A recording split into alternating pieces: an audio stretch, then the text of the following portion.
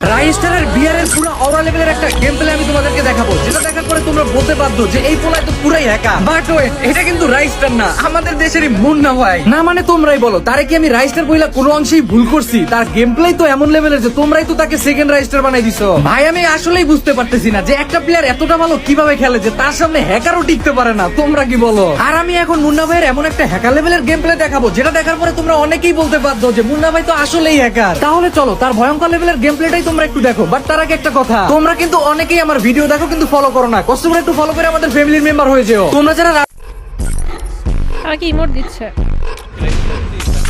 Gym করে না মিথ্যে কথা। আমি এত ড্যামেজ দিলাম বললো না, আর ওরা মানে ও ও ভাই নাইস।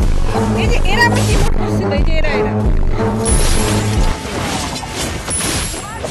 ও ভাই।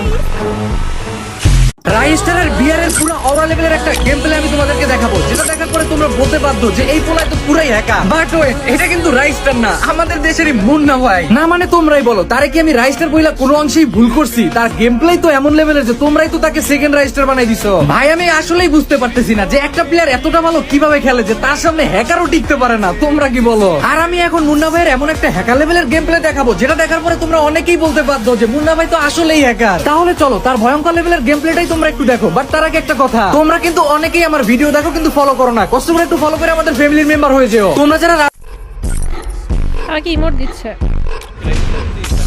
জিম করে না মিথ্যে কথা। আমি এত ড্যামেজ দিলাম বললো না, আর ওরা মানে ও ও ভাই নাইস। এই যে এরা আমাকে ইমোট করছিল, এই যে এরা